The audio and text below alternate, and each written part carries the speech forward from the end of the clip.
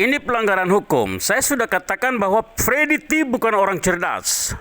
Ini kebodohan Freddy T dan pelanggaran hukum berat ya, pidana hukum. Dalam Pilkada Kabupaten Kaimana tahun 2024, dalam hal pemilihan calon bupati dan calon wakil bupati, Freddy T alias incumbent Bupati Kabupaten Kaimana telah melakukan penyalahgunaan anak dengan melibatkan anak usia di bawah umur untuk turut ikut serta mengkampanyekan dirinya dengan musik dan lagu yang dibuat sebagai iklan kampanye.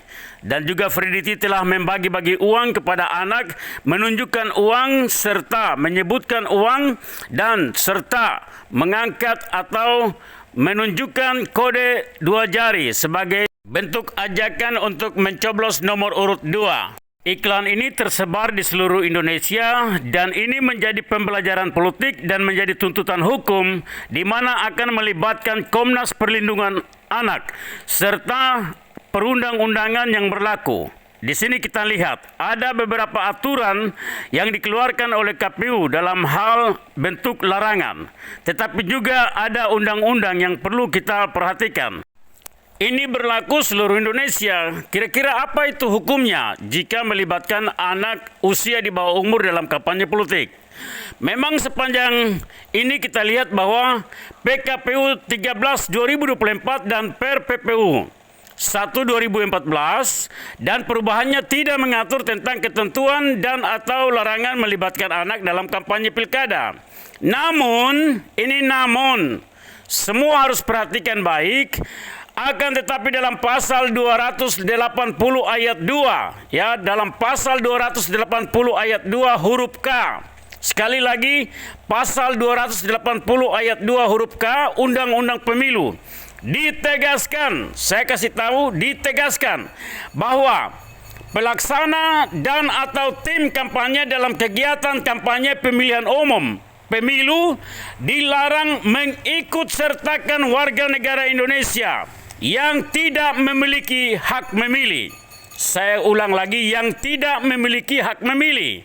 Berdasarkan pasal 1 angka 13 Undang-Undang Pemilu, kualifikasi pemilih adalah warga negara Indonesia yang genap berusia 17 tahun atau lebih, sudah kawin atau pernah kawin. Nah, ini harus kita lihat bahwa berdasarkan undang-undang tersebut, maka anak usia di bawah umur itu tidak boleh diikutsertakan dalam kegiatan kampanye politik karena tidak memenuhi persyaratan kegiatan kampanye politik dalam hal yang dimaksud tadi. Untuk itu saya mau bilang kalau hanya bisanya bahwa anak-anak ikut serta itu, orang tuanya hadir dalam kampanye, beratraksi dalam kampanye, berekspresi dalam kampanye, karena memang tidak bisa dapat meninggalkan anak-anak misalnya sendirian di rumah. Oleh karena kehadiran orang tua di dalam sebuah kampanye politik, itu anak-anak bisa diikutsertakan untuk mendampingi orang tua, tetapi anak-anak tidak dapat dilibatkan dalam ekspresi untuk ikut serta dalam hal penyalahgunaan anak untuk mengkampanyekan maksud-maksud politik pilkada. Ini larangan dan ketegasan undang-undang. Oleh sebab itu, dalam pasal yang dimaksud, di mana pasal 280 ayat 2 Undang-Undang Pemilu dipidana dengan pidana kurungan paling lama 1 tahun dan denda sebanyak 12 juta.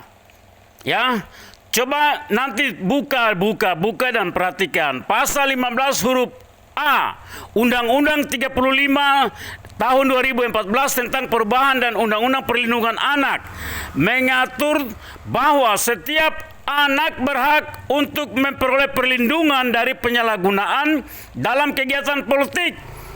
Ya, ini yang harus kuasa hukum daripada pasangan nomor urut 1 Hasan Ahmad Aitorau dan Sak Wariensi serta seluruh rakyat Kabupaten Kaimana. Ini menjadi pembelajaran politik. Kuasa hukum harus segera melaporkan dan menindaklanjuti ini kepada Komnas Perlindungan Anak. Itu salah satu. Sebab ini adalah pelanggaran hukum pidana. hukum pidana. Ini menjadi pembelajaran untuk seluruh Indonesia. Kita melihat bahwa kebodohan Freddy T, kedunguan Freddy T telah melakukan pelanggaran yang dimana telah melakukan pelanggaran hukum berat dengan melibatkan anak sebagai bentuk penyalahgunaan hukum. Dengan ada beberapa dasar-dasar hukum yang itu bisa dapat dikaji dan menjadi dasar untuk ditindaklanjuti oleh kuasa hukum. Pasal 15-nya itu setiap anak berhak untuk memperoleh perlindungan hukum, ya.